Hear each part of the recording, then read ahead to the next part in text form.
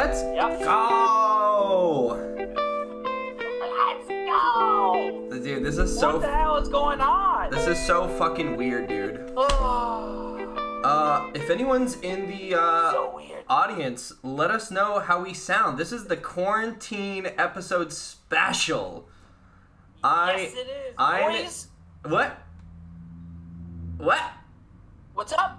We're gonna be doing a lot of what? We're gonna say what? Dude, it's so weird. So we literally have This been is the what episode? We've been working for the past couple fucking hours to be able to figure this out. So I'm at my house, Justin, you're at your house, and we're... Yeah, we try to make it look as fast as we could, I guess. As normal. But yeah, if anyone's in here, looks... So I'm gonna pretend like I know what you're saying the entire podcast. That's fine. Well, I'm getting text messages that it looks and sounds perfect. So I think we're good. Like, we can start. Welcome to Torn Between Two Brothers podcast. We talk about things that are new to us in the past, the present, the future. Yeah, so Justin's microphone's going to be going through my microphone. So it's coming through two different microphones to be able to do it. Yep. So if you can hear him properly, let us know. I know Arthur's in here right now. Justin has to be a little louder. I don't think Justin's going to get a little louder. That's the only thing. Right, JB? I can try to be a little bit louder. I'm trying, boys. I'll point my mic. I'm trying to be a little louder. I'll turn myself up, baby. No, you're peeking. Let's go. You're peeking now, boy. You're peeking. I turned my microphone towards the laptop speaker, so hopefully you'll gain some momentum there. Yeah, I know. I need some momentum in my life. Justin, I turned down your sound just a little bit. You're peaking really loud. Oh. It sounds very. What a beacon. It sounds very grainy. But yeah, It does? Yeah, it does right now. Yeah, it's gonna have to. It's gonna have to sound grainy. People are gonna have to suffer. It's the Torn Between Two Brothers podcast, where it doesn't fucking matter what we do because you guys are watching it anyways, baby. This is fucking two brothers that put together a podcast in literally 2 minutes time, and this is what you get. I don't even know if Brennan's paying attention to me because literally what happens with Brennan, which screwed everything up, is Brennan likes to sit still for like multiple lengthy lengths, and he'll just sit there. So I don't know if he's frozen. I'm not frozen. I'm right here, dude. I'm here. Actually moving or talking. So this is your boys, the soy boys. Yeah, dude, you gotta turn yourself down. Just a hint, man. Just a hint. It's at Arthur says it sounds like you're in the International Space Station and Brandon's in Houston. All right, Well, that's kind of what it is right now. That's what the coronavirus does to us. Yeah, I guess so, man. But so yeah, Torn Between Two Brothers. We're doing it again. We're back live, dude. We're just trying to fucking make things worse, or make things worse, make things work. So that you guys We're trying to make things worse. We're trying to, you know what? Fuck it. We're trying to make things worse for you. But if you haven't and you are watching, here's a quick PSA. Here's why you need to subscribe to our Torn Between Two Brothers YouTube channel. You know why? We have put a lot of work in for this. You know why? Because of social distancing. But if you don't subscribe, we're not going to social distance anymore. We're going back to the old-fashioned podcast, and eventually, we're going to give each other COVID-19. You know why? Because if you don't social distance, you're going to get the COVID, right? And you know what I'm going to do? You know what I'm going to do if I get coronavirus? You know what I'm going to get? You know what I'm going to do? I'm going to go to your banks, dude. I'm going to go to your grocery stores. I'm going to go to your gym and use the same machines that you do. And then after, I'm going to visit your mother's house. I'm going to visit her because she's expecting me. So I'm going to give her coronavirus. And she's old. And she's she is old, so dude. Old. She's going to take it, and that's the last you're going to hear for her, baby. And then, you know what? You know what, Torn folk? Subscribe to this podcast if you love your mother. And that's pretty much it. You're not going to see me throw the card, but I'm going to throw it. Ooh, it just went into oblivion, into the background. Just. Nah, but. Yeah, I know. Dude, do you notice what I'm wearing right now? Your life rips, boy. Dude, I'm wearing that fucking... Dude, did you notice what I'm wearing, boy? I know, dude. We do have new merch. It's on, what is it, Shops? I can't even find the other string. Where's the other string? You need 2 of these, baby. You need 2. Okay. But no, I'm wearing, oh wait, so Justin's wearing the fucking Mayor of Containo sweatshirt that is our new merch. It's shop.spreadshirt.com/tornbetweentwobrothers.com. You can find it fucking on the YouTube, on the Facebook, wherever you can fucking find it. But yeah, dude, I'm wearing the Life Rips hoodie, which was a birthday present from my wife, which I'm wicked fucking excited for, dude. It's Chris D'Elia merch, and technically yesterday at 3, Chris D'Elia released a new Netflix comedy special called No Pain. And you know why it's called No Pain? Because I didn't realize until halfway through. Because it's part of the comedy special, and why would I know? Because Chris D'Elia feels no pain. You're still there, right? I keep freaking out that you're lost. You still hear me? Yeah, no, I'm here, baby. Okay, you're just going, and we floated in this podcast. All right, word. So, yeah, he named it No It's Pain. nerve-wracking when you. Yeah, dude. It's like when you're FaceTiming someone you don't want to talk to, You're just like, then you just. What is that fucking the comedy special Are you still there? the comedy special from fucking Childish Gambino, Donald Glover. I think it's like his only one. But he talks about the statue kids. He's like, you know us, we were just statue kids. Like, that's literally us. Statue kids. No? Well, you gotta fucking look at it, man. You gotta look at it. But yeah, so Chris D'Elia released a new Netflix comedy special called No Pain. It released yesterday, 3 p.m. Pacific time. I know that because Joanne and I stayed up to fucking watch it. And what did we see? Absolutely nothing, because it wasn't 12 midnight Eastern time. It was midnight Pacific time, and they're 3 hours away from us. Wonderful. But it's called No Pain because he says that comedians are so funny because of their, like, traumatic past. And Chris D'Elia, people always ask him, like, oh, you're a fucking comedian. Like, you must have a shitty past. And he goes, nah, man, I grew up with the nicest mom. Like, I grew up with the best childhood. So, like, literally, I have no pain. I have no pain to be able to, like, transcend my comedy into. And if I could give it a rating, if I didn't watch any of the Chris D'Elia podcasts, I'd probably say that it was like a 9 out of 10. But a lot of the material like a 9 out of 10, 10 out of 10. Recycled from the podcast. A lot of it is recycled from the podcast. I think he builds a lot of it's okay. So the cool thing about podcasts that's been kind of trending nowadays with comedians starting podcasts is that before they used to have a audience to kind of test their material with. Yeah. So they would go show to show, and the people would be kind of pissed at the jokes they were saying because they weren't refined, and they're like, oh, I didn't find it funny. I think it's offensive to me. So then they would try out their material everywhere on like these mini tours before they'd work on their material for their comedy specials.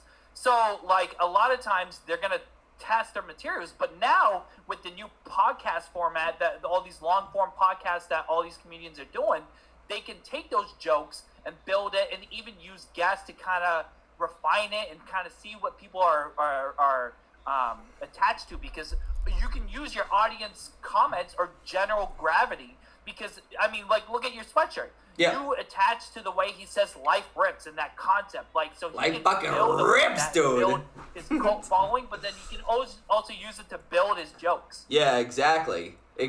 But like, there was a lot of I know in the Congratulations podcast he talks about Tupac, and then he added that sound bit that was like, I don't give a fuck because I fucked your bitch, you fat motherfucker. You know what I think that's from a Tupac song, and he was talking about Tupac, so it's like, and not that it's Tupac, regurgitated. During the diss track.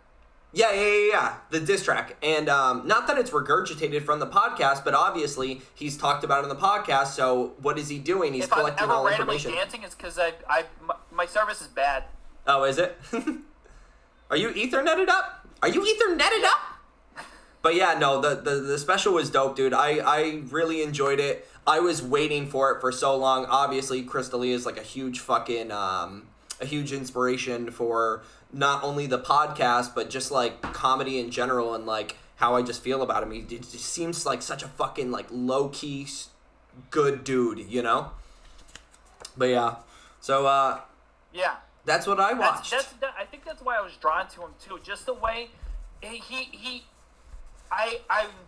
we already enjoyed him from some of his TV series. Yeah. And if you guys haven't seen it, so there's Whitney with Whitney Cummings that he played kind of a secondary role, and then they had Undateable, which is really cool because mid-season 2, the numbers weren't doing as well, so they tried to switch it up to boost ratings. So what they did is they did live episodes. Yeah. So the people, they kind of be assholes to each other, and then kind of say one of the person's phone numbers, like right when the show was about to start. So the phone was blowing up the whole time, and they were able to do jokes that were relevant to that day because they were going live. So all of a sudden they throw like a throwaway joke like in the beginning of the episode, and people would be like, "Oh shit! Like that literally just happened, this morning or whatever." Yeah. So it was really cool to see them build off of that. So we grew up not grew up. I mean, it was probably in our 20s when the shows came out. But we enjoyed watching Chris D'Elia as a standalone. And then when he started becoming a comedian, we embraced his, I don't know what kind of,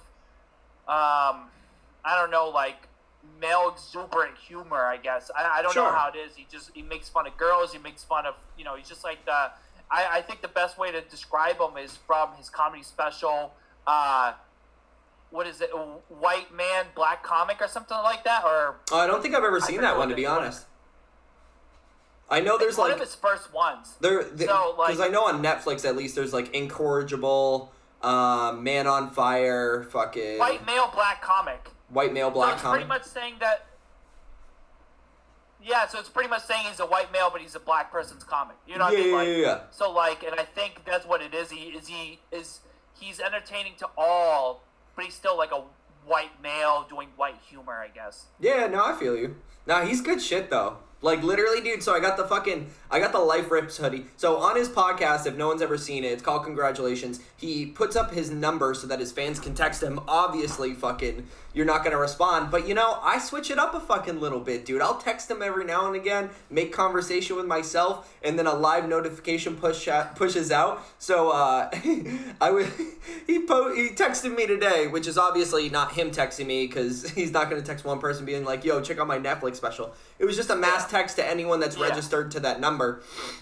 Yeah. And he said, "Oh, come check it out." It's a subscribe. That's what it is. It's subscribing to. It's a subscription-based text message. Exactly. So he answers to some, but it's really just a mass text everyone like important information. Yeah. So I fucking texted him back and I said, "Dude, don't even fucking worry." I said, "I already watched your special because you sent out the text the day after it was fucking put on Netflix. I already got the Life Rips hoodie." Ow. I already got the fucking Doesn't Make a Dent shirt, and I got the babies backing up the Brinks truck. I'm like, dude, you already got me. You don't even have to fucking text me. You don't even have to text me, dude. I'm already in it for the long haul. I'm like, I'm already invested. My wife knows I am invested. That's why she got me those presents. But yeah, no, I was fucking stoked. It was good, dude. 9 out of 10. And because I'm too obsessed with him and I've seen almost every one of his podcasts, with original content, I would say it's like a 7 out of 10, but if I didn't watch the podcast, it'd be a fucking 9 out of 10. Now you got Italian branding coming out, Do you watch the podcast or do you listen to it? I do a little bit of both.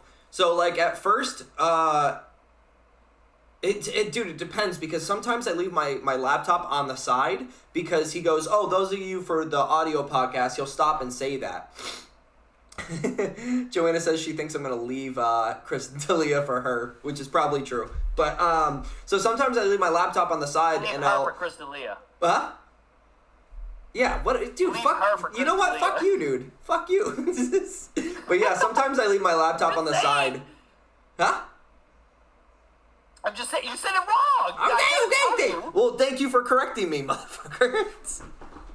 But yeah, no, sometimes I leave my laptop on the side and then I have my headphones in and he goes, "Oh, for the audio listeners," and then I'll look over because I know it's going to be something important. But, I mean, usually I just throw my headphones in and then I'll throw my phone in my pocket and then I listen to it that way. Audio, just like Christian Rainey, but Christian Rainey's here right now, dude. I've always been a video listener. Mm-hmm. I've always been a video watcher, but, recently I've been just audio listening because, I don't know, there's some... No, sorry, I'm a video... I like audio podcasts, but sometimes they get dull in the ears. sometimes it's tough to not have like visual stimulus.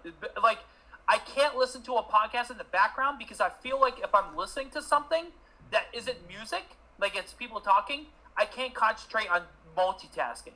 So at least with music, if I'm like, I can bump music and then be a busybody around the house and do errands. But if I'm listening to a podcast, I feel like I'm locked in. Yeah, no, I feel you. But like, you gotta understand that half the time I'm listening to podcasts and shit, I'm drunk and I'm playing video games that don't need much attention besides pressing like the right trigger and making sure that I'm aiming correctly.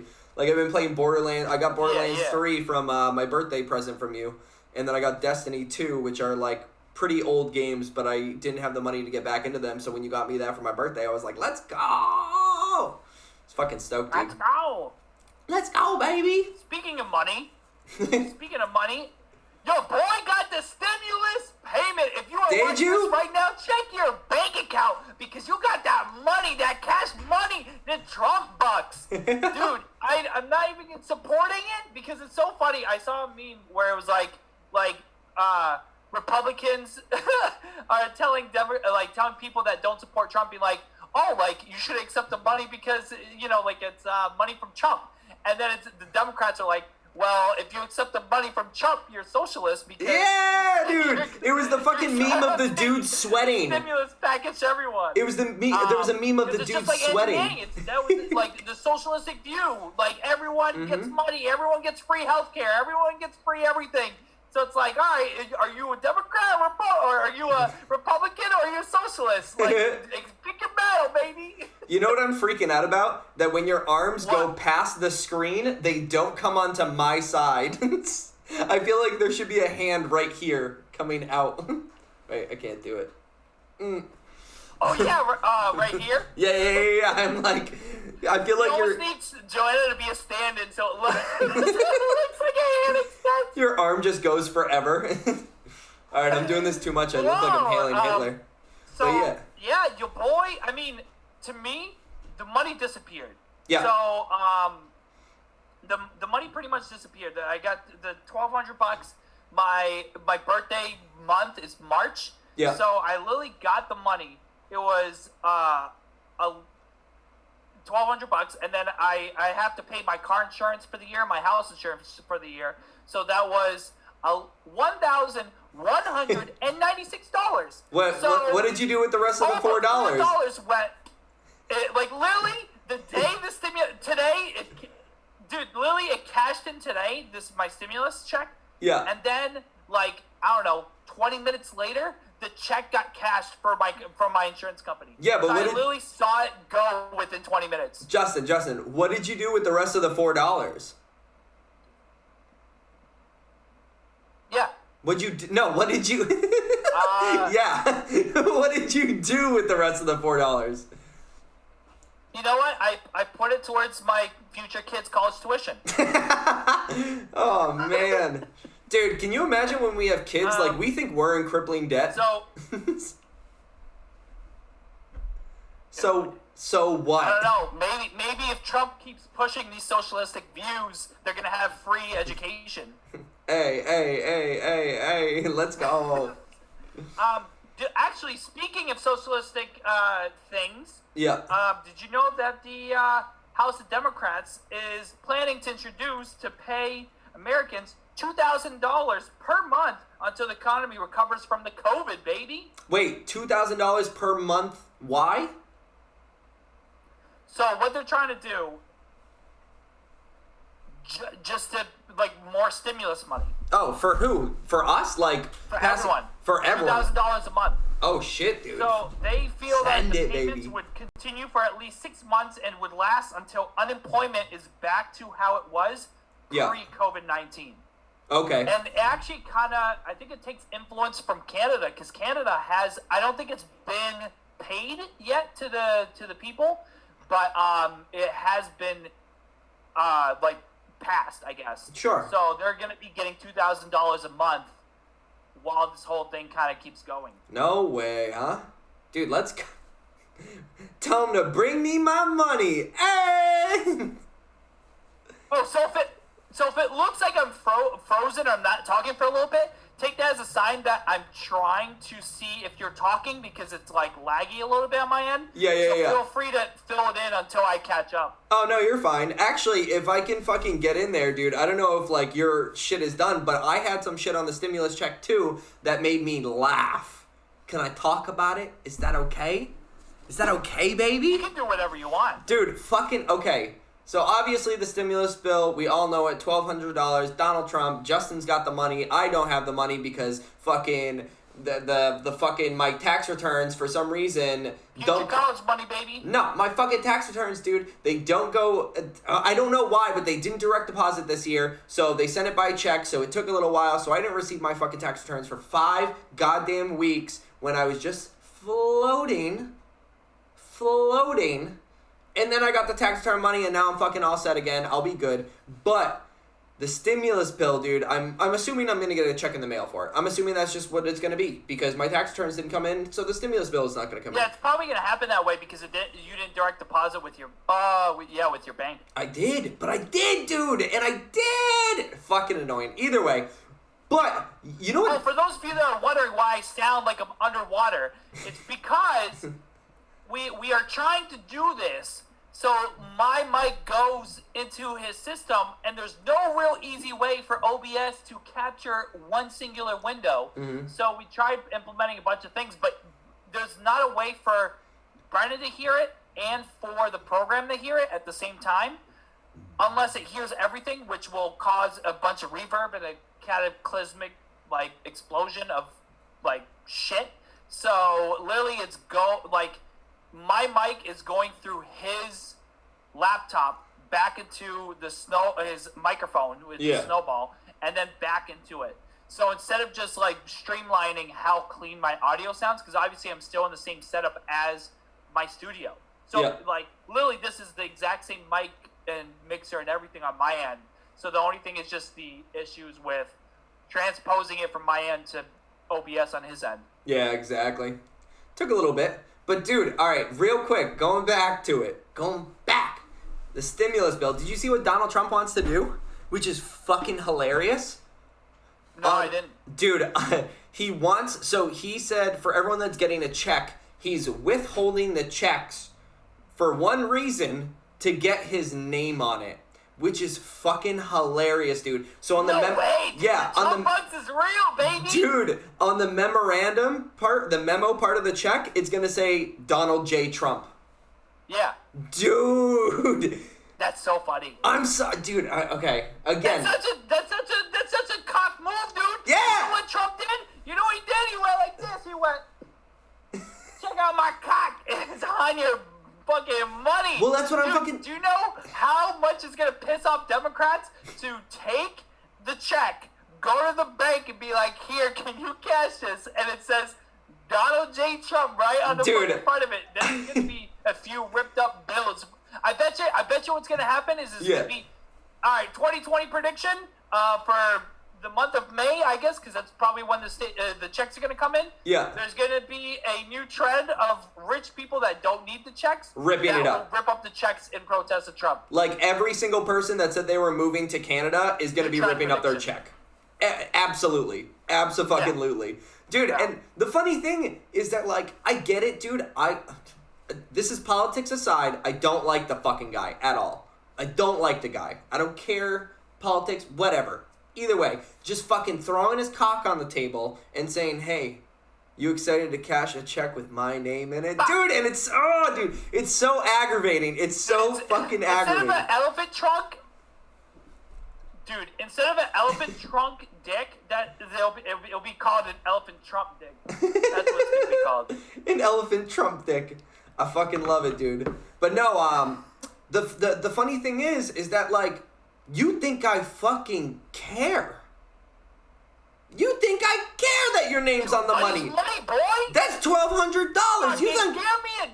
You think unemployment's gonna be paying me that much? You think it's gonna be? Suck an elephant Trump. Dude, oh my god, the elephant Trump. Oh. No. I like I said, the money came and went, but I'm doing the fucking basement, dude. I'm currently unemployed. Yeah. Because, well, I got laid off temporarily just because the construction unions all shut down. They said we're not working anymore. Yeah. Unless it's like super essential, like a hospital or something, like where we're building actual testing facilities for the corona. Sure. So like, I'm out. So what I'm doing is putting money towards my basement. So we got a bar, and the thing that's dope is, okay, so just a future reference, there's gonna be a moment in time when this podcast completely changes. Yeah. You won't see this backdrop anymore. You won't see anything anymore. It will literally be us sitting at a nice table, like a nice high bar top, nice lights, everything, and it's going to be a backdrop of a bar, like a nice bar, dartboard, everything. It's going to almost look like this, but like dark wood, and we're going to look like fucking... Well, dude. don't fucking ruin the surprise for everyone, man. We're gonna stream it with a really nice backdrop. Why you gotta ruin the surprise for everyone, man? Well, how many people are listening right now? 3? I don't fucking know, but you're ruining Spoiler it for alert. them. Spoiler. Oh, I forgot to throw my fucking thing. But seriously, cock move, dude. But I don't fucking care. I'm gonna fucking shove that goddamn check Speaking of spoiler so far. alerts. Okay. Yeah, spoiler Speaking alert. of spoiler alerts. The floor is yours, my friend. Speaking of spoiler alerts. It's funny because naturally we'd be sitting across from each other and just be like, next topic is, without needing to like drop major hints.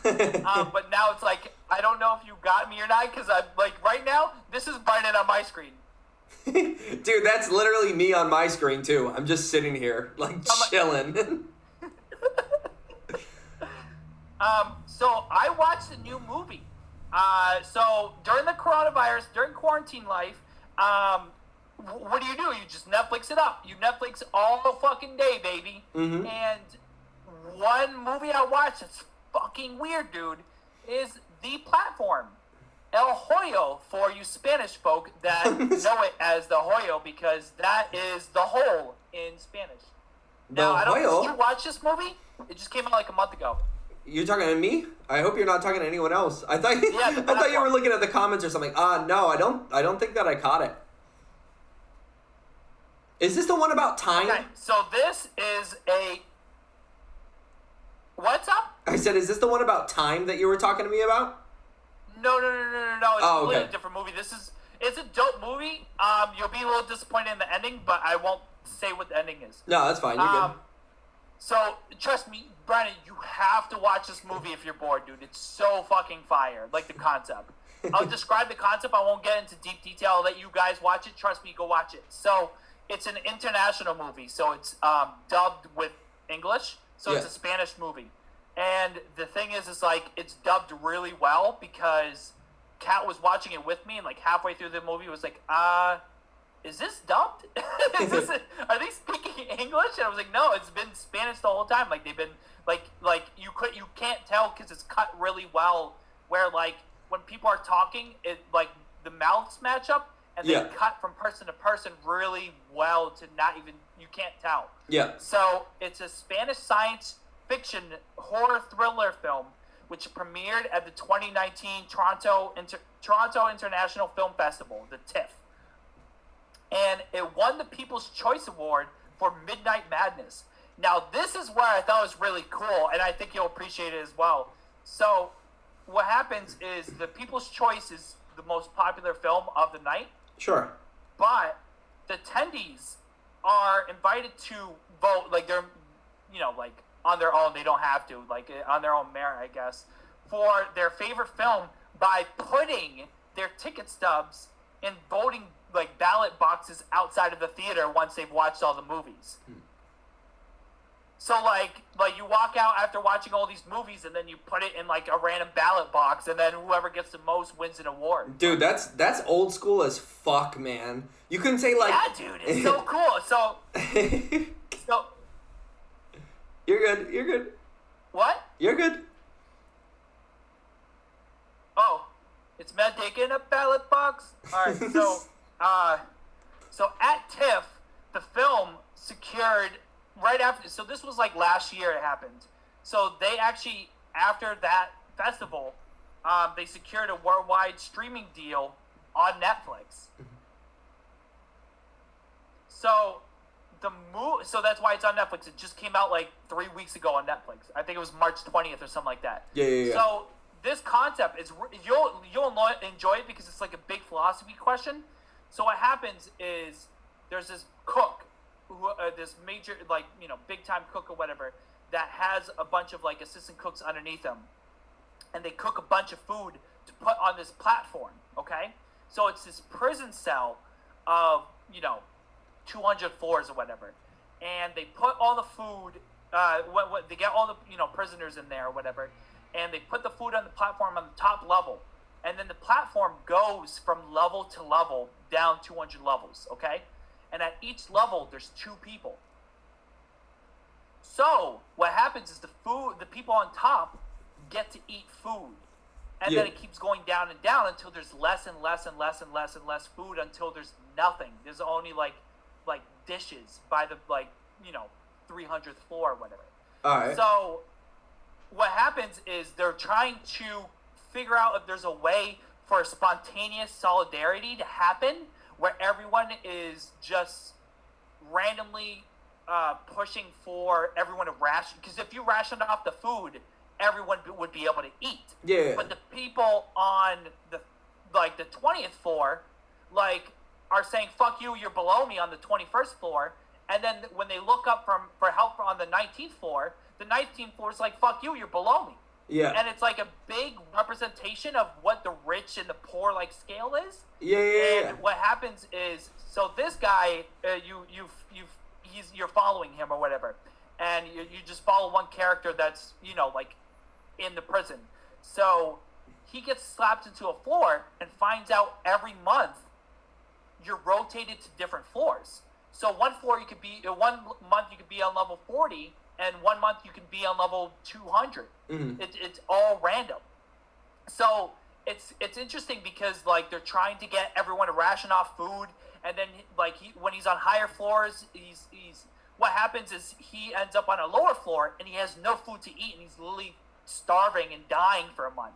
And then all of a sudden he gets put on an upper floor, and then you have the mentality to be screw the people below me the people below me, because when I was below them, they didn't share any food. They just ate as much as possible. But what happens is you almost have to eat as much as possible because you might be on a lower floor the following month.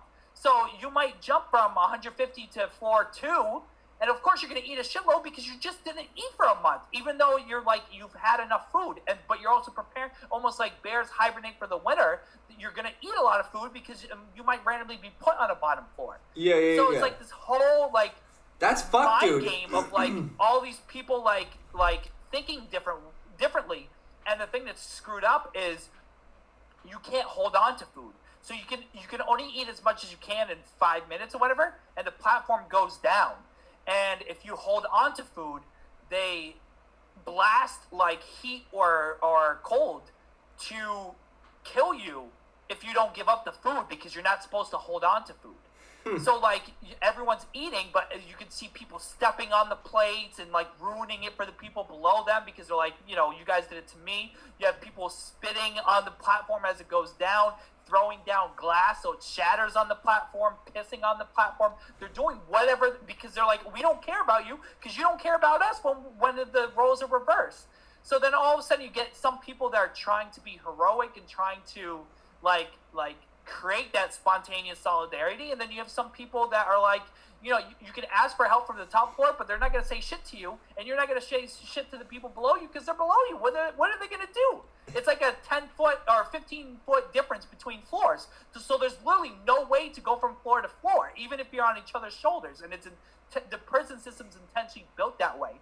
So then you see what people do in desperation. And like I said, there's some people, he switches kind of roommates, or every month or whatever, because I think they switch roommates. So then all of a sudden, you're seeing all these perspectives from people that have been in the system for months, and people that are just in the system with a little bit more confidence that they can change how the whole system works. They go in and they're come on, man, we can change this. And he's been burnt for 2-3 months, and he's you're not gonna be able to do anything. I was optimistic the first month too, and like now, like I know what it is. I know what that person that's been there for 2 years feels like. They've given up on what the system is. Yeah. So it's like it's a very interesting concept that I thought you would like. It's a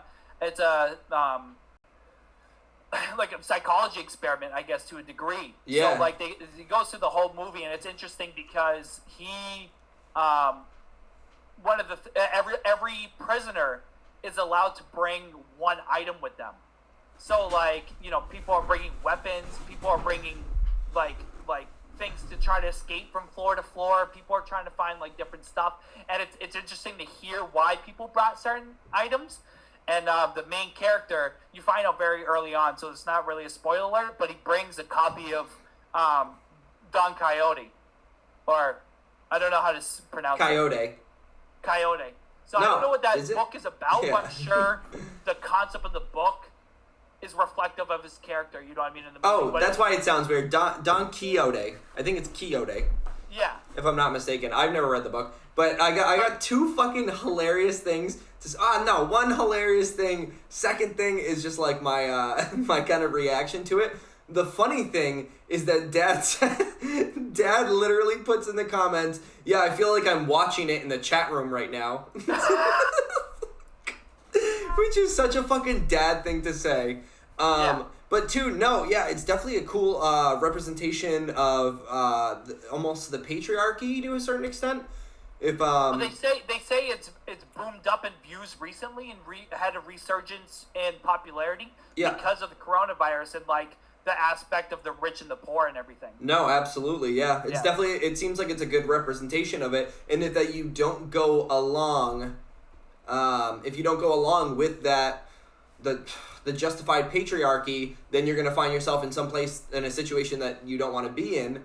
I mean, for some people it might be homelessness or whatever it is. In terms of the movie, it's death. But yeah, that's But definitely... then you get all these people that go from homelessness to rich, and then some of them try to pay it forward, I guess. Yeah. And then some people are like, well, screw you guys, because when I was rich or whatever, the middle class, or when I was poor, the middle class didn't help me. So why am I going to help anyone else? Exactly. I'm going to always fend for myself, because that's the only person that I can depend on is myself. And that's kind of some of the what is it, morals that I don't know, like characteristics of characters you see throughout the movie and stuff like that. Yeah. No, I get you.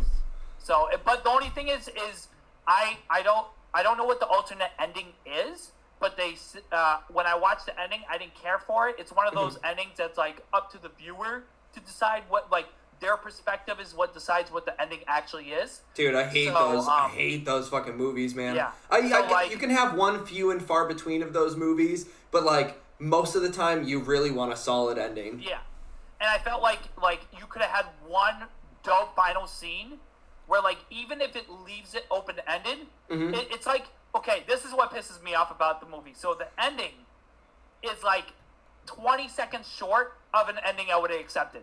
Really? No way. So huh? they're like the whole movie plays out, and then like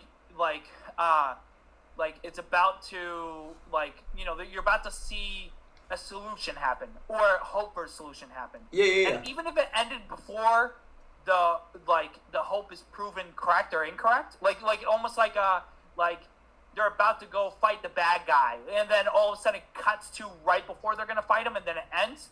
Then you'd be like, okay, but it was almost like the journey to the bad guy is when it ended, so you don't even know if it got to that point. You know what I mean? Like, it was like almost dude. like it's almost like Darth Vader and Luke Skywalker, and Luke Skywalker's like vindictive, and he's going over and he's gonna go face Darth Vader or whatever, and then he's just like on the path there, and then it cuts, as opposed to like both lightsabers go up and then clash, and then it cuts, and then you're like, oh shit, like this is a Clash of the Titans type of thing. Like, I'm stoked for if there's a sequel, or at least I can be excited about like it being brought to fruition. So, but I guess they shot an alternate ending, so I don't know if it will be on the, like, I'll try to research on YouTube if they ever released it. That would be nice. Dude, I I also recently watched a movie. It was only 26 minutes for school because someone's going to be doing a presentation on it. And Okay. I what? No, I'm saying okay. Yeah. So it was called Six Shooter, and it's available on YouTube if anyone wants to look at it. And there were so many fucking weird ass things that were going on, and then the ending happened, and I just like, I don't know. I thought to myself, I'm like, what the fuck are what's the point of the journey if I can't know what the fuck happens? You know what I mean? Yeah. And it was one of those. Yeah, it was another movie that was. It was 26 minutes. It was filmed, I believe, independently, and although great and like rich in texture, it just like it pissed me off. I was like, dude, I want a fucking clear ending. Like, I don't want this bullshit where I'm like left guessing. Like, oh man, let's find the juxtaposition between. Nah, dude, I wanted a fucking dope ass ending. Well, I mean, with the movie, and I don't want to spoil what it actually was, but like, I didn't need it for the entire prison system to collapse. You know what I mean? I didn't need it to be like, all of a sudden, it gets beyond, like, I don't need it to be like a whole, like, jigsaw thing, like Jigsaw movie where it's like, oh, this cook has been, it's not really a prison system, it's being run by one person being a sick dude trapping all these people, and then gets brought to the government, and he shuts down the whole thing, and the whole prison is saved. That would actually be fucking. That would actually be fucking like, nasty, though. I'm not gonna lie. But like, I don't need that ending, dude. Yeah, because you would get that classic scene where like people are walking out of this building like blinded by the sun because they haven't seen light in forever, and they're coming out, and everyone's being like hugged by their families once again for the first time in years, but it seems to actually be like a government experiment. Like it's like it just like shuts down and it's like, all right, well, just whatever you predict. That fucking sucks, dude. I'm sick of that shit. It's one of those things too, and you'll see it as you watch it because it changes real quick, but it's always tough watching movies where the main protagonist, his perspective is unreliable. So, like, I believe one of my favorite movies to reference is, like, Memento. Yeah. So, like, you're watching Memento, and you have to trust the protagonist because that's the only perspective you're given while watching the movie. If you haven't seen Memento, please go watch it. It's a really good movie. But, like, you have to trust the narrator because you don't know everyone's point of view. Almost like how people are where, like, there's a couple that fights or a couple friends that fight, and it's, like, hard to take sides because you don't know the other person's side. So one person might be like, oh, like, he threw me out because it da-da-da-da, and then you find out, oh, it's because you cheated on them, but they never said that part. They only said, what a piece of shit, he threw me out. You know what I mean? Like, so there's a lot of that where, like, when you're only given one person's narrative, you're kind of stuck trusting that person blindly because you don't know everyone else. Well, so you're not God. You're not omniscient of everything. Yeah. So, like, that's one of the things with this movie, and it happens with a lot of movies, is, like, you get because they're all starving from not eating, it's like, what was a dream? What wasn't? You know, what like, you get one of those. Like, and even though it doesn't end on that note, you still have to be like, all right, what did I just watch? Like, what did I get into?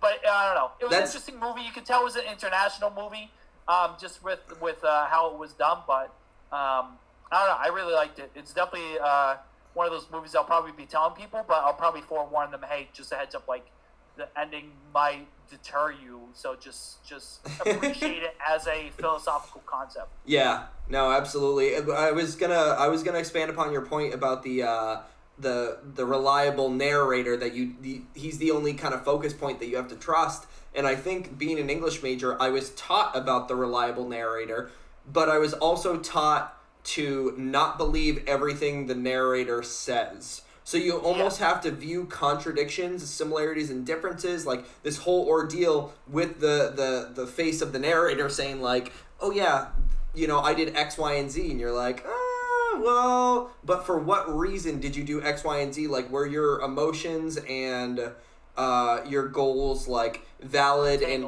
was everything that you were talking about, was it transparent, I guess, is the best? Like, are you being transparent to your audience, or is the character being written as transparent or non-transparent as possible? So, I mean, it's something you have to almost question in every film. In terms of me, obviously, I have to read a lot for school. but the whole nine. So it's such a fucking like mind fucking concept, which is sweet.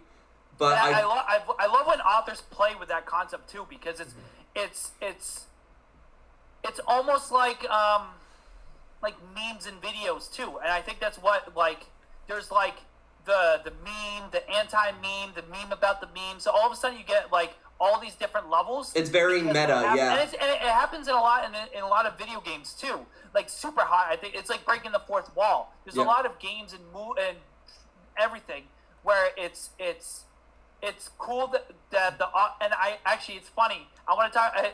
It kind of relates to Mario Maker 2, one game that I played a lot, and I still watch like a lot of streamers on, or at least the condensed videos on YouTube, because there's troll levels that are not necessarily like shitty levels. They're like intelligent because they know what a typical gamer is going to do. Like, oh, they're probably going to jump here. Oh, they're probably going to do this action.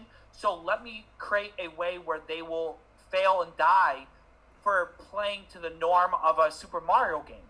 And then it's gotten to the point where people have orchestrated levels to the people that are so like next level, where they've played, they know the basics, they know what is typically going to troll them, so they're going to do the opposite of what they would normally do per their instinct. Yeah. And then now people are like, it's like a chess game, they're like one step ahead of them, so they're creating a double troll where it's like, you are trying to skip this troll, so we're going to make you literally fall into another one because you're trying to think like ahead of the game. Yeah, you're breaking the norm. Like you're spending extra time to think ahead of the game. So it's like, yeah. And I think that's one thing that's really cool with authors and like video directions and show directions and everything, is when they know to point you in a direction, almost like point you in one field of vision where you don't see the whole story, and then you almost have to take that as word, I guess. It's like the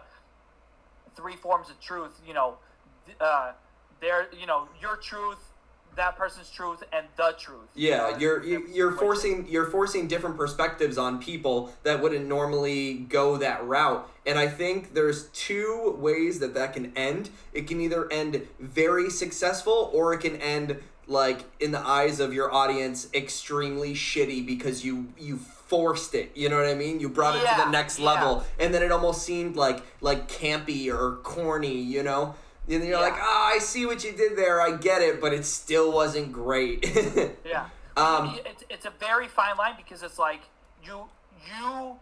there's a fine line, because you either expect your audience to be stupid or smart. Mm-hmm. So then it's like, if you play to your audience being dumb, when people find you out, your screenwriting isn't smart enough. Dude. But then if you expect too much out of your audience, then all of a sudden, now it's like way beyond level, where it's like, all right, that's stupid because you try too hard. Dude, it's like the second season of You, and I was talking to Joanna about this, and you had complained about it. I remember when they said, oh, blah, blah, there's like, 9 different like things to be to show that you're Californian. To show that you're a Californian, and then it went through the steps, and like, you were like, oh, that's smart. I like that you did that, and that I have to be like visibly or actively looking to be able to find these X amount of things, and almost then like Easter eggs, yeah, all the Easter eggs. That's what I was talking to Joanne about. Actually, we were talking about Easter eggs because she wasn't familiar with the concept, and I brought that example up, and then I said at the end they fucking ruined it because they said, "Oh, guess I'm a Californian now." Like,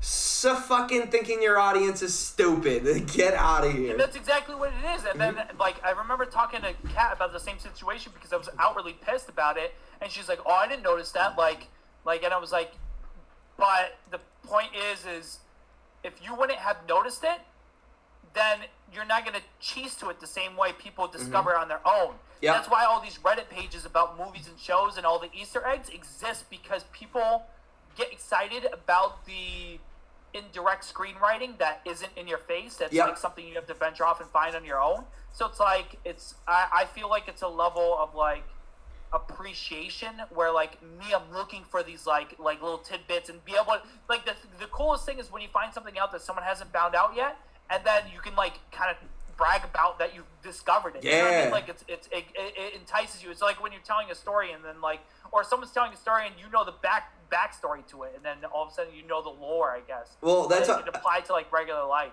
I was talking to Joanne about it, and I think the conversation had started because I whenever she talks to me when we're watching TVs or movies, I pause. I always pause. Yeah. And then I look at her. I look at her. I converse with her. When the conversation's done, I turn it back on. And we were having a conversation about it, and I said, well, it's because I'm such like not a movie buff or like whatever, but I enjoy those little Easter eggs that are embedded within different movies, literature, TV, whatever it is, and I appreciate them. But if I'm talking to you, I might miss something critical to the story that I appreciate that I know other people don't really look for. And it's not even critical to the story. It's critical to you as an exactly. admirer of smart screenwriting and smart direction and smart set building and smart like for instance, one thing that I always tell, because Kat gets upset when I kind of predict movies, is because you can tell how lines were written for some of the characters and go, he intentionally said that to sound like a double meaning, so this person's secretly the killer, I believe. Correct. And then all of a sudden, like, you listen to it and you're like, okay, yeah, that's exactly why. And then, like, sometimes, and it's stupid because you get shows like, what's that show I fucking hate that's a teen girl show that lasts forever with Spencer Hastings? Pretty Little Liars. Yeah, that stuff pisses, because they throw so many red herrings that's just a pain in the ass just for like no real ending. Yeah. But it's like there's some of them that's like not red herrings and they're just like smart like script writing. But either way, if you're wrong, it still brings a level of intelligence that you're challenging yourself. And I think that's the underlying rap thing. Lyrics. Huh? Rap lyrics is something I think is the first thing that we really start getting into and diving deeper into things. Is like you can listen to rap lyrics, because once you start writing lyrics, you start noticing how other people write lyrics, and you start noticing metaphors and rhyme schemes and like inner meanings and similes and everything, and then all of a sudden you're like, oh shit, this is way doper than it actually is. Yeah. To like the casual listener, and then you're going into it, and you don't have to be like a expert at it. You don't need to be like the smartest rap lyricist ever, like the analysis or whatever. But like you could still appreciate it for the art, so you could be like, oh shit, this is a double meaning for this and that, and then then I think what happens is now you're starting to see it in script writing and movies and shows and direction and everything, and then all of a sudden you're like, you have a much bigger appreciation of art, because sometimes when there's some things you can play blindly, and you're like, this is like, it's like a Call of Duty. You just play it, and it's like mindless fucking shooter that you don't have to pay attention to anything. But then sometimes it's nice to appreciate, because a lot of movies, millions are poured into it, or shows, or music, and it's nice to appreciate where every dollar went. And I think that's good to wrap up. I think, do you want to go on break real quick? We've been going for 56 minutes, 54 minutes, something like that. Whatever. All right, so we're going to take it onto break, which is weird because I'm the one doing everything with Justin telling me how to do it. So I'm going to do everything to the best of my ability. I don't know if I'm going to do it right, but I think all I have to do is click a button and I should be good. But yeah, we're going to go to break. Make sure if you're not... Do you want a quick education tip? Sure. So you're going to want to do the break the same way you did the intro with the other program. Yeah. Thank you for reminding me, actually. So you go there, and then you click into the other one, and then you got to let me know when you're back and everything how much is left. Okay. That's the only thing. Well, I'm not going to know how long is left. Dude, don't even fucking worry about it. All right, guys, we'll be back. BRB, boys. And we are back. What's going on, boys? We're back, babies. We're fucking back, dude. Yeah, like I said, your boy, Tin Can, right here. Your boy, Tin Can. No, I was listening because obviously we're on a delay. I went downstairs to see Joanna, and I was listening to it a little bit, and it sounded pretty good, man. Yeah. Mr. Tin Can, when I stepped in the room. Tin Can worldwide. Dude, I want to. For those of you turning in right now, this is Storm Between Two Brothers. Please like, comment, subscribe. Please like, comment, subscribe. Please like, comment, subscribe. I'm just going to make sure my door is closed to make sure that my dog doesn't come in. Oh, yeah. There you go. For those of you that are wondering why Brennan is like, it looks like MS Paint is cutting him out. It's because Brennan doesn't have a green screen, so we're using the Zoom features. And this episode is sponsored to you by Zoom. They're not paying us, but they are giving us free Zoom privileges through the coronavirus. They are. So you can literally do like a green screen, like a makeshift green screen effect. So yeah, I literally have 2 lamps that are in my face right here to have as much light as possible. You're about to get a tan, boy. Plus the light behind me. It's so funny. But dude, I want to get back into this, and I want to, because I know you're going to find this topic just as good as I do. And I saw it, and I said, podcast topic. And then I forgot about it, and then when I was looking up, like, you know... Dude! What? Oh, that happens to me all the time. Okay, yeah. We were talking about that because I always like when I look up topics or I look up topics throughout the week. So I don't know how your research goes, and I don't know if you want to dive into it. But one of the things I do is throughout the week, if something is interesting to me, I like screenshot a picture of it, and then when we go to do the podcast, I look over like the past because I don't take a lot of pictures. Like in a week's time. So I look through all my screenshots and go, oh yeah, and then I start like writing down all my ideas. Yeah, that's the same shit that I do. I usually go into my notes and I'll add it there. But yeah, dude, this guy, did you hear this about this guy? His name's Kyle Larson, and he's a NASCAR driver. No. No, you didn't hear about it? Okay, so he was fired from Chip Ganassi. Don't care, that's how I'm going to pronounce it. Which is a racing virtual NASCAR tournament. So it was like iRacing, you know? It was just virtual, and they were going through. Yeah. And he was fired. You know why? Because he was like a teenager playing Call of Duty. What word did he use? The infamous N-word. The infamous N-word. And he said, quote unquote, I'm not obviously going to say the word, but he said it was lagging in the virtual reality, so he thought no one could hear him or see him. So he goes, I can't see it. Can you hear me? Hey, N-word. And he thought he lost connection to the server, but obviously everything was just only malfunctioning on his end, and he got fired from the iRacing company. I'm assuming. Oh, that's so funny because I think I did hear this. Yeah. So, which is just funny. I was in and out because, for those of you that don't know, we are under construction, and what the cats like to do is rip up the vent, cover and try to sneak in here. So, they're literally trying to jump into the podcast from the ceiling. So, I was like, cat, please go get them. I can hear. It felt like a killer was coming to get me from around the corner. Freddy Krueger. Oh God! But yeah, so that's crazy, dude. I don't know if he's gonna be on. How many? I mean, I think it's just think. Okay, think about it logically. Okay. Yeah. So, what is the most common thing that gamers say? Growing up, just remembering playing Xbox and Halo and everything. It was dropping the N-bomb. That was the thing that was predominantly heard while playing games. And still is, dude. That's what I'm saying. Yeah.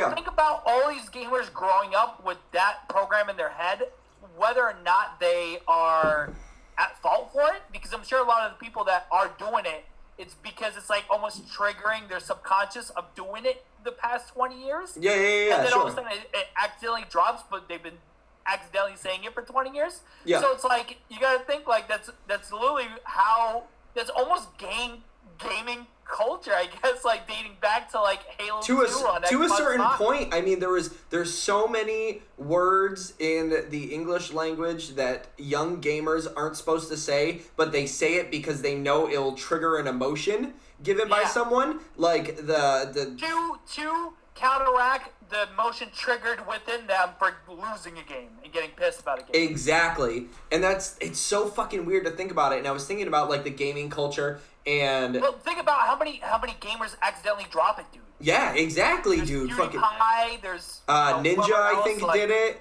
Yeah, there's so many famous people that do it, and it's just triggering back. And I don't think it's a meaning of harm, although that kind of sounds counterintuitive to say that. But these kids have been saying the F word that obviously gets people pissed, in terms of the LGBTQ community that people have been saying forever, you know what I mean? Dude, that's when Yo Mama jokes were, like, resurfacing. Yeah, exactly. Like, think about, like, the Yo Mama show with, Wilmer Van Varanarama. Varanarama. Your mama Varanarama. That show came out like Halo 2, Halo 3 timeline because that's when all those Yo Mama So Fat jokes started coming out, and it's because half of them were being said over Xbox Live headsets. Exactly, dude. People were talking so much shit. So for someone to be fired over it, dude, I totally get it. You know what I mean? I'm not saying that I fucking agree with it, you know?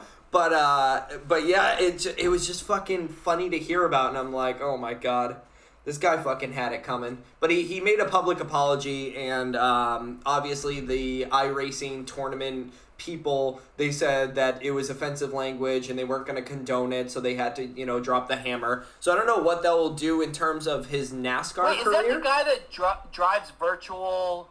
Oh, it might be something else. What is he? What was he playing? It was it was like iRacing or something like that. It was a virtual NASCAR tournament. But there was one, I think another one where the guy literally like rage quit and fucking shut everything off and then got kicked off of his sponsor too. Oh really? The same thing. I don't know. I'm not too sure. Yeah, there was one where like the dude was like iRacing or whatever, and he got so pissed because he like crashed or something like that. They turned his shit off and rage quit out of there, and he got dropped from his sponsor. No, it definitely might be a different person because this person like stayed in, said the N-word. I think probably finished the tournament, and then they were like, "Hey man, we don't need you anymore." Jesus Christ, dude, that's so funny. But I don't even care. I'm going topic from topic because this is another fucking hilarious thing that happened. Amy Schumer, the comedian, the woman comedian who is definitely not a comedian because she's not she's not that funny. Dude, did you? Okay, real quick, not to cut you off, but did you ever see the podcast or the video recap of the people that watched? Oh, it might have been who's the dude that sits at the table and says, "Change my mind"? Oh, I don't know his name, but I know what you're talking about. They literally watched that Amy Schumer, like, the new Netflix special. Yeah. And paused it every time she talked about her pussy or talked about something grotesque in her sex life or something grotesque about her. And they literally couldn't get by 20-second increments. I think the most it got to was like 2 minutes. Jesus. Every 20, 30 seconds was something about her pussy smelling or, like, her sex being gross.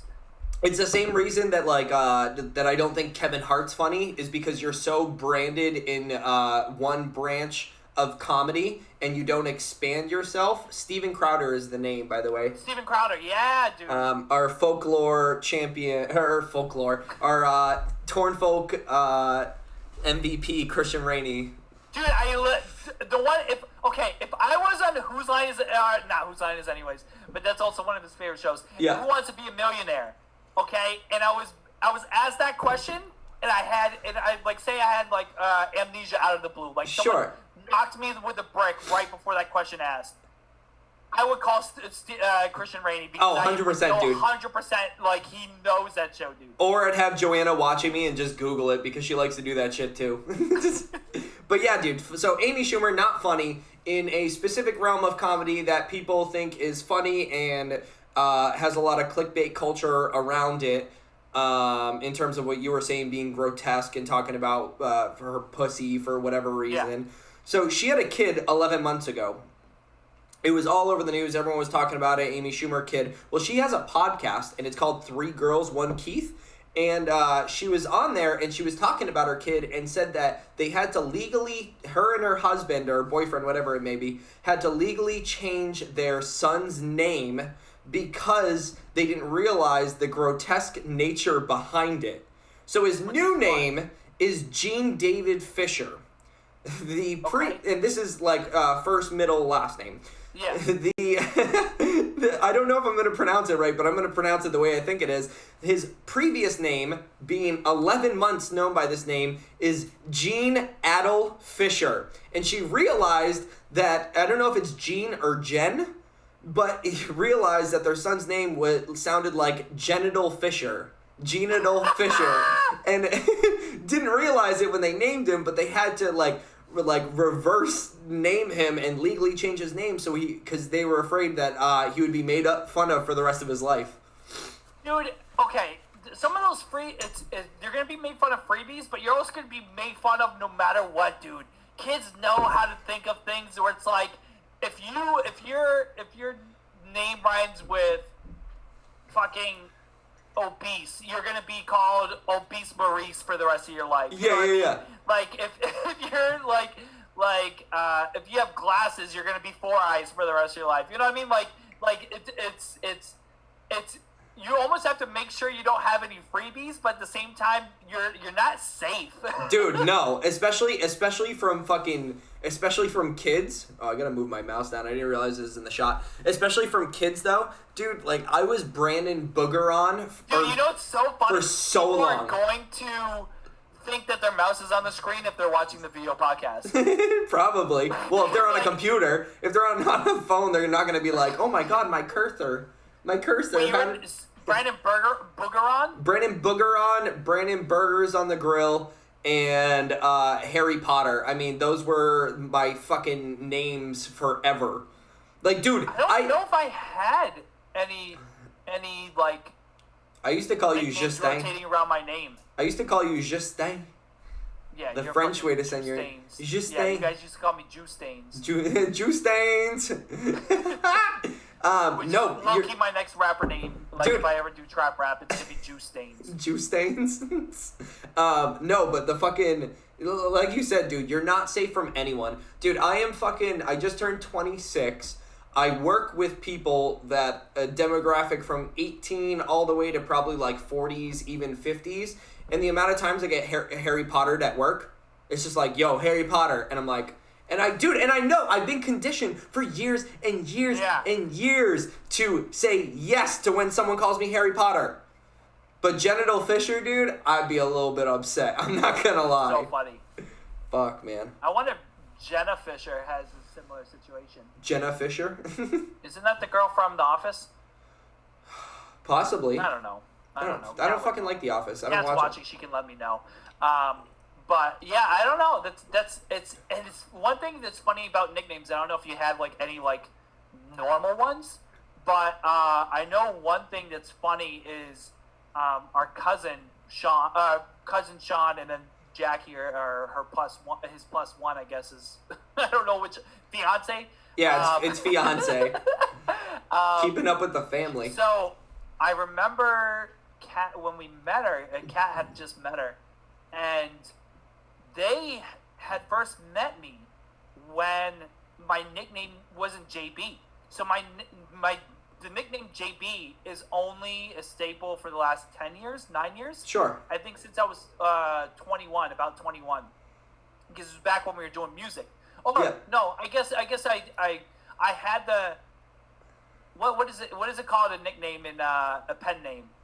A pen name? Like a nick? A Nomen something? Oh, I don't know. But like, so I had JB the Canadian since like, I don't know, 15 years or whatever. Yeah. But I never was called JB. You know what I mean? Like, no one called me JB. It was just like my rap name. And because back in the day, rap names were intended to be shorter than to be longer. So Tyler the Creator didn't make it the norm yet. So people didn't call me JB the Canadian or JB. They would just call me Justin. But when I met Jackie, there was a period in high school where people used to call me Bacon. And because of Canadian bacon. Canadian bacon is different than regular bacon. It's ham. Or it tastes like ham. Sure. So, like, people used to call me Bacon, or Canada, or Canadian. So, like, people would call me, they would call me Bacon. So you would hear, like, down the halls, Bacon! And I'd be like, oh, that's me. And Jackie originally met me at that time as Bacon. Like, I don't know if it's because someone said it to her, like, oh, you know, Justin's nickname is Bacon and something like that, and it latched onto her. Sure. So I was named Bacon, and her family knows me as Bacon. Like, her and her brother and probably her mom all know me as Bacon. And then Kat was, like, kind of confused. And then we met up with, I had Melvin on the podcast for a Shot Bet podcast, and he called me Bacon, and he had never, like, I knew him I met him during the duration of Bacon, but then I never really interacted with him when I was called JB. So 12, 15 years after I introduced myself as Bacon, JB had gone and passed, and he still knew me as Bacon. So it's one of those things that it's funny seeing. You could tell when people became friends with you depending on your nickname. I don't know if that's something that happens with you at all, or. Yeah. I mean, for a long time, I was called Burge. I think Burge. Oh yeah. Yeah, people would call me Burge, and people sometimes. No, dude, it's a nickname that has fucking come and go real quick. And then, like, online, I was always, like, Fratboard Long Party, which is what I used to do music under. So, like, when I game, I get frat a lot. Like, well, actually, nah, dude, I get flatbread more than anything. They're like, yo, flatbread, fucking, where are you, dude? Flatbread. And I'm like, oh, fucking eat a dick. But no, Burge, and then, like, recently, I've noticed a spike in B's, in just B. Like, that's, and people, some people at work would be like, hey, B, and I, like, it's such, like, a new thing for me. I mean, maybe not, dude. I used to work with people back in the day when I worked at Pleasant Valley. They used to say B. Like, they started calling me that, and then I got accustomed to it. And even to, like, Joanna's family, to her niece and nephew, I'm Uncle B. Yeah. So, I don't know. That's, like, a long overdue nickname, maybe from, like, 14 to 26 that I've been hearing recently, and it's weird to me. Because maybe it seems so new, but it's not. Yeah. It's funny. Yeah, like I said, it's just funny to see, like, because you can tell, and even Burge, I remember thinking it was weird because I remember a lot of people calling you Burge. Yeah. And then Stephanie, our cousin, is starting to be called Burge, I believe, even by her husband. Yeah. So, like, or Berg or Burge, or I don't know how they pronounce it. I'm trying to think about it off the top of my head, but, like, I remember seeing almost that shift where it's like, I remember you were being called Burge by everyone. And then once I heard her being called by it, I never heard it being called to you ever again. Because of, like, the people you hung out with, like, kind of shifted at the same time. So it was almost like you had a passing of the torch of the nickname. Yeah, right? Yeah, it was weird, dude. That was, like, elementary school. I remember this kid, Kenny. He would come up to me and be like, yo, what's up, Burge? And this other kid, Ricky. And that was, like, their nickname for me. And then other people, it caught on, and then it just, like, caught like wildfire. And then I was calling myself, like, Burge X Les Paul on fucking, on AIM and shit, you know, like Burge, and then, like, my favorite guitar. But yeah, fucking weird. That is so weird. Yeah, no, it's yeah, like I said, it's I don't even know how we got here. Amy Schumer. But, like, it's just, Amy Schumer sucks. Joanna's saying that she called me Burge a lot before we started dating, so maybe maybe it passed over, dude. Yeah. Fucking. Yeah, because I think what happens is there's too many people in life with, like, all the same fucking names. Yeah. So I think the reason why I was called Canada or Bacon is because I grew up with 20 Justins. Yeah. So everyone, it would just be easier to be like, all right, you're Sports Justin, you're Nerd Justin, you're Bacon, you're, you know, like, let's say last names, because last names are more unique than first names. So you're going to be Bergeron, you're going to be this, you're going to be that, you know what I mean? So it's funny to see what sticks and what doesn't, because, like I said, I can tell what timeline I met people, because, like I said, meeting Melvin, like, or like Kat doesn't call me JB. Yeah. But then you guys call me JB, and, like, you calling me JB is something new. Like, you never used to call me JB until, you know, maybe like hip hop or whatever. Maybe when we did hip hop, like Energy. Not even, dude. It took you a while for you to call me JB. I was still Justin for, like, the first few years. I was JB the Canadian. I think it was more when I started doing solo music that I became JB. Yeah. Because we were still known as Energy, so it was still Brandon Justin Dill of Energy. That's true. And then when I started doing solo stuff, then Dill started being called D. Willie instead of Dill, and I started being called JB instead of Justin. And I think that's where the shift happened. And Iceberg never stuck, sadly enough. Iceberg dissipated. Iceberg hit the Titanic and then fucking stayed down there. That was it. One thing I want to try to get into is nicknames of Tom Brady. So your boy Tom Brady's gone. Yeah. He's dead and gone from the Patriots. And one thing that's very interesting, I don't know if you saw this, but Tom Brady's company and agents, TEB Capital Management. So they first got the marketing rights and rights to the name TBXTB, meaning Tom Brady and Tampa Bay. Yeah. Cross Tampa Bay. So they started building. They have already built merch like branded around Tom Brady being for the Buccaneers. Yeah. So one thing they kind of grasped and kind of like realized after, like, you know, he switched to Buccaneers and they just copyrighted it is, okay, you're gonna, it's so bad but so funny. Tompa Bay. Like Tampa Bay. Yeah, I got it. And Tampa Brady. Tampa Brady. That's actually pretty sweet.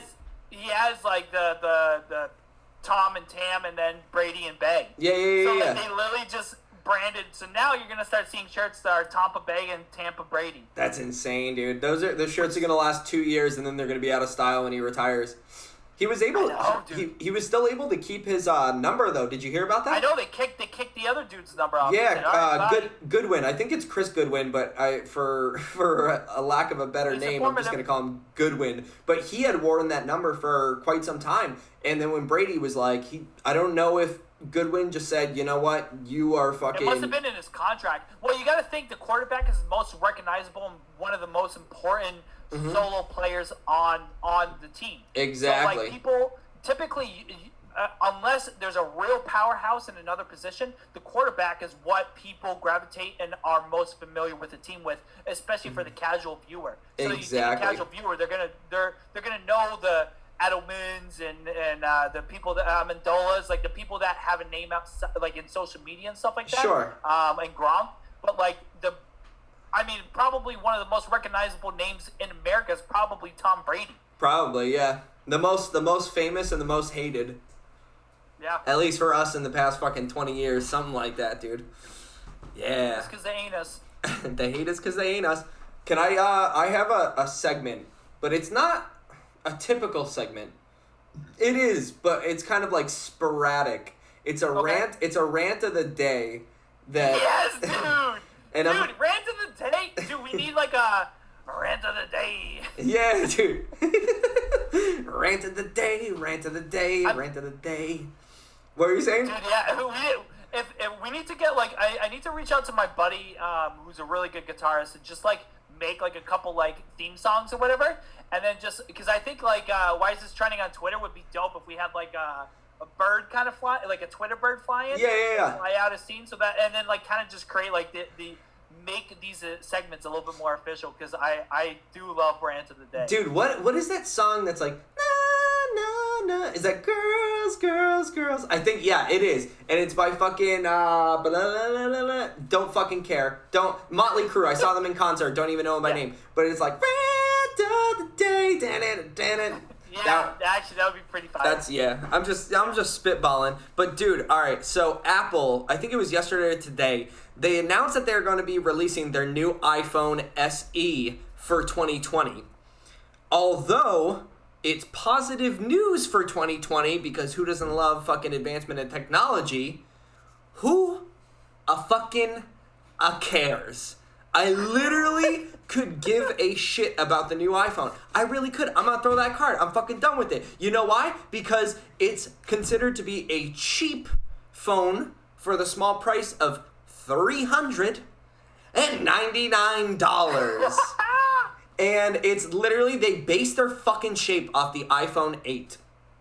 Which, some bullshit. I don't, dude, like, literally, like, oh yeah, we're gonna be releasing a cheaper phone of, like, 3 phone generations ago, 3 years ago, and we're gonna be basing it off that. Just re-releasing an old phone. They're like, alright, we got a bunch of iPhone 8s on this is what fucking house. Let's rebrand it as iPhone SE. You guys gotta pay full price. This is what I'm fucking saying, dude. It's so fucking bullshit, dude. 64 gigabytes.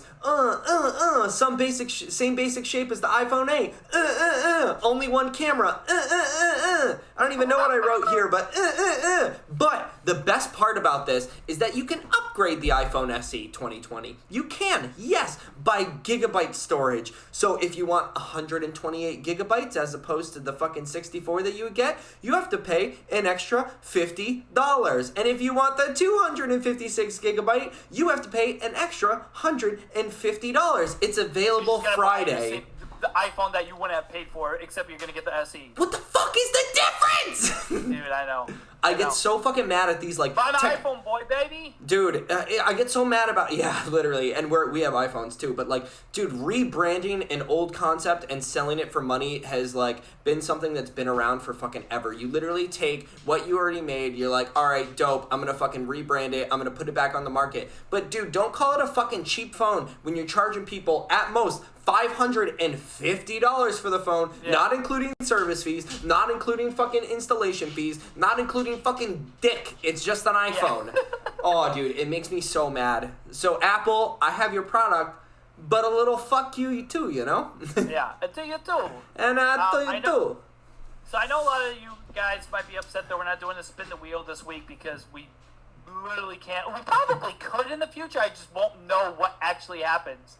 I have no idea. The wheel would have to be on one of our sides. Like, we'd be the fucking... What is the girl... You could put the wheel in the middle still. Oh, could you? You could put the wheel overlaying our logo, and then you would just have the note cards on your side or something. Yeah. One thing I wanted to do is a little philosophy question and kind of branch off of it. All right, if you were given a 50-50 chance of dying or getting $100 million, which one would you pick? Wait. So, okay. I think you said it wrong. A 50-50 chance of getting $100 million, but the if you don't get $100 million, you die. Because it sounds like dying is the better of the two. So that's what it makes it sound. It sounds like you're saying, would you rather die or get $100 million? And I'm like, I'd rather fucking die.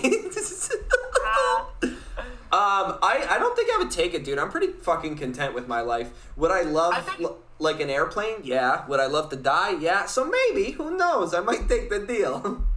I don't know, like I don't know if I would take it right away. I might take it if I'm going to die anyways. Yeah, if I'm, like, fucking, like, 80 years old, and I'm just, like... Well, I might just roll the dice with Kat, my girlfriend. Just be like, here, try it. I'm just Worst case, you know... We get $100 million. Best case, we get $100 million. I'm gonna revise my will with Joanna for 100% of the money to come to me, and then I'm gonna be like, "You should try it." You get life insurance on your wife, and then if she dies, you still become a millionaire, and if she lives, you both become millionaires. Exactly. I will say that I would sacrifice Joanna's life to make $100 million. Have you heard of the 50-50 Reddit challenge? It's actually been popping up. I recently just downloaded Reddit on my phone, and it's synced up to my laptop somehow, so I've been getting a bunch of weird Reddit posts that have been coming, but I did see a 50-50 challenge, although I didn't indulge in it. So you don't know what it is, or you do know what it is? I have an idea of what it is.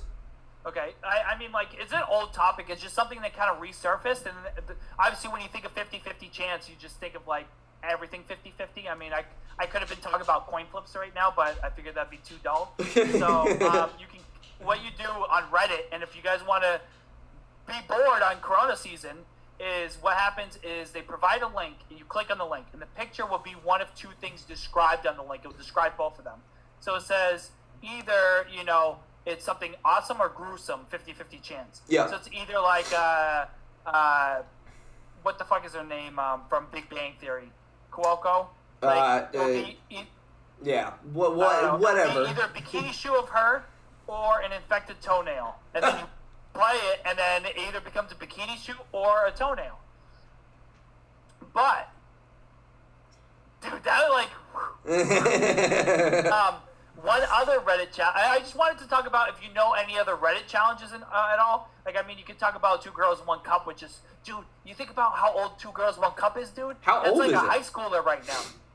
I don't know. It must be like 15 years old. Damn, dude. Yeah. Fuck. But have you ever heard of the Run the Gauntlet challenge? No, I don't think so.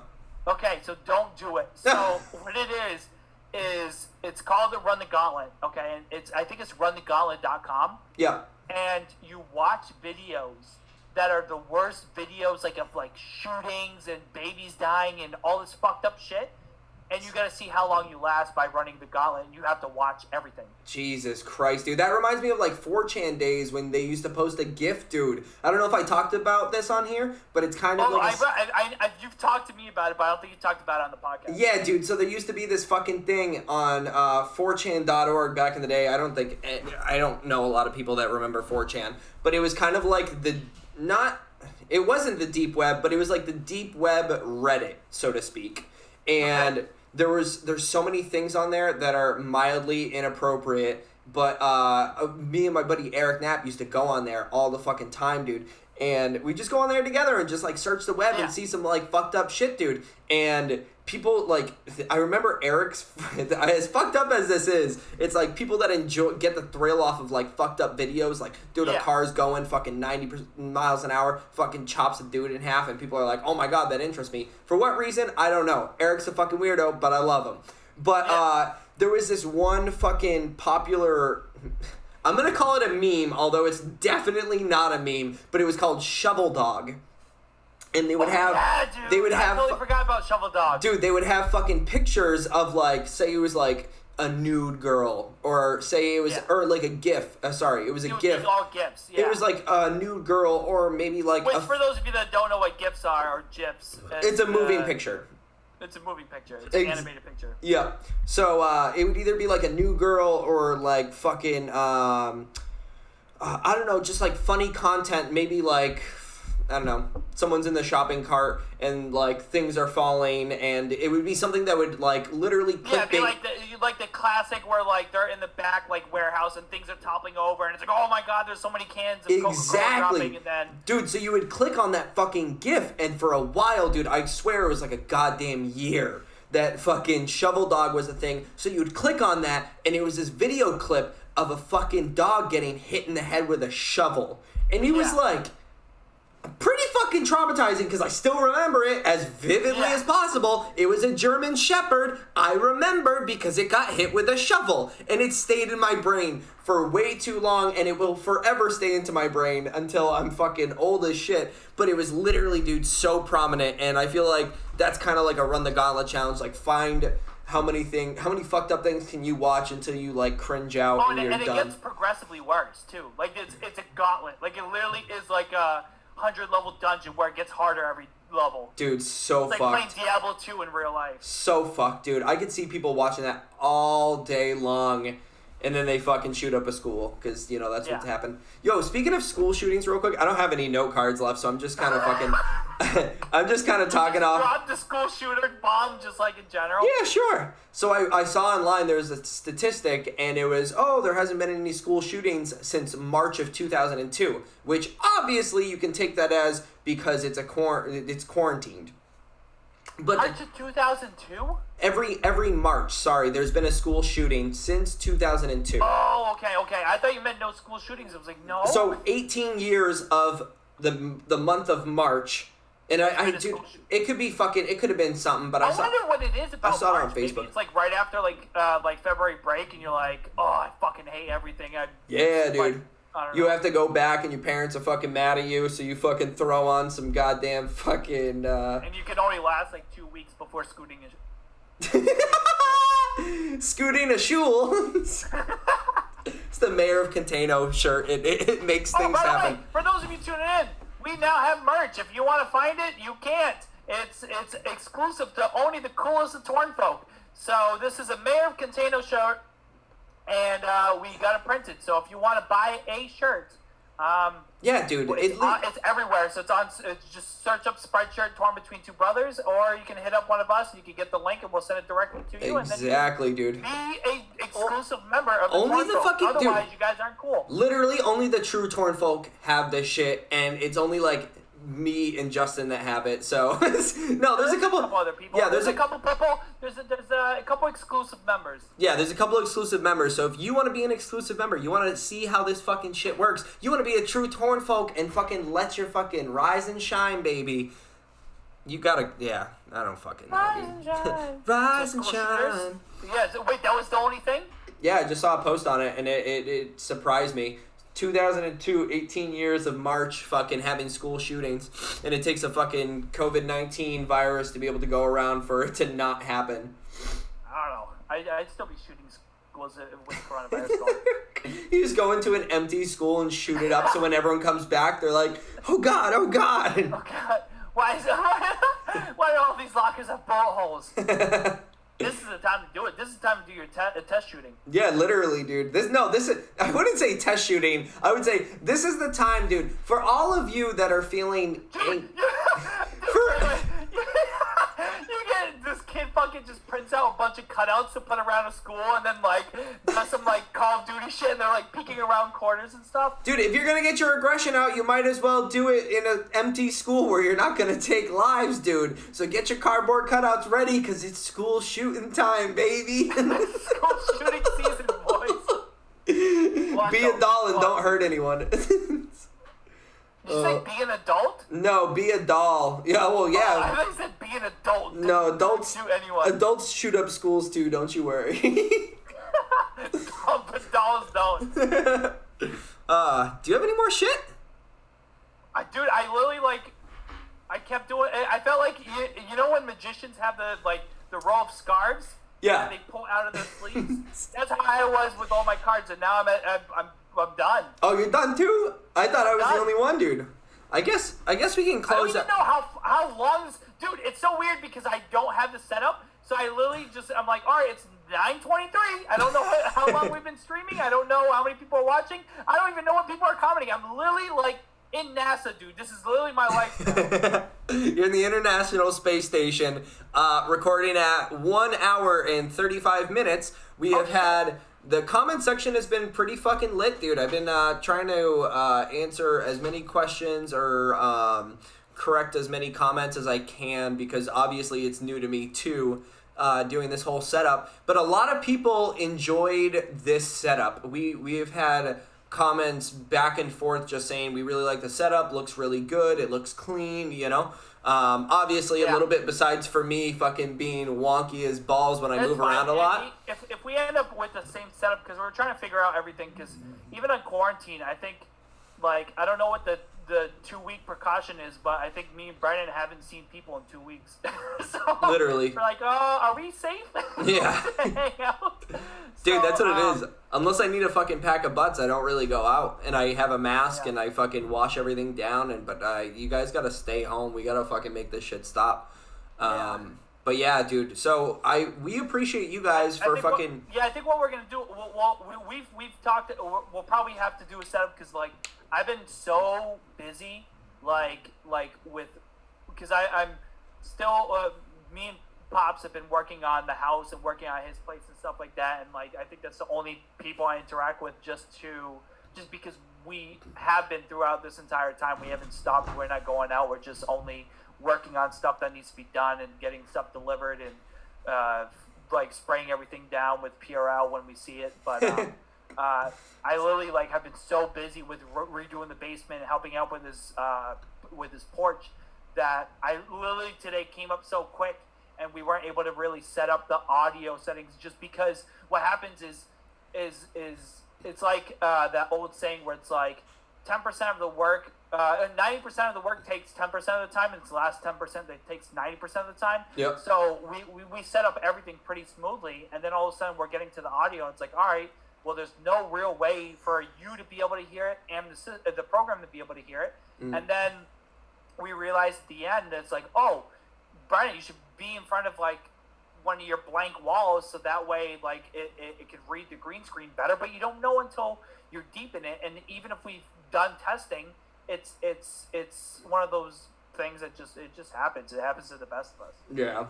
But no, we appreciate everyone through these fucking times hooking up. You guys are commenting, you guys are fucking treating quarantine well and fucking staying in here and just we really fucking appreciate it. I think I end on that kind of note every single episode, but no, it's fucking dope, dude. We got people here just cheering us on, and even though we have to fucking go in a quick multifaceted fucking rush. Things sound dope right now. I don't know what it was. The first half, dude, it would be you would glitch out for a second, and I think it was my unstable internet. Maybe something was downloading upstairs or something. Yeah. But like you literally were like talking, and then I'd be like, all right, I'm gonna head nod for like 5 minutes, and then hope you don't wait for me to interject. Because one of the thing about a long form podcast is like we go on our rants and we just talk for a little bit. Yeah. And then I think after the break, I had no real issues like hearing everything, and I'm glad people are. I got a screenshot that I was able to check during break about showing what it looks like, and I was like, oh, this actually is a pretty clean setup. We won't have to leave our house ever again. But yeah, so if you guys want to see anything coming up, if you guys want fucking guests for the future, that fucking. I don't know, dude. I don't even know. The thing that's dope is we could even remote someone into this Zoom. Yeah, we could. We could if we wanted to. Just be like, hey, like if someone wants to remote into this podcast, they can just pop in and just talk to us or whatever. Yeah, literally, dude. So we're open to the public as of now because we don't really have anything else to do besides me doing homework and Justin doing construction. Yeah, dude. Well, fucking thank you guys, and we'll see you next week. Most likely in the same format. We're gonna try to work out the little kinks that didn't go correctly this time, but we're glad that we were able to push our content out to you, and you guys enjoyed it. Yeah. So, with one last thing I like to say is, if you got a elephant Trump dick. Please submit it. We are starting a Reddit with a 50-50 challenge, and it's either you see a regular picture of Trump or any of our viewers' elephant Trump dick. So please submit those to Torn Between Two Brothers at tornbetweentwobrothers.com. Not a real thing. We will review all submissions. All right. Bye, guys. Peace.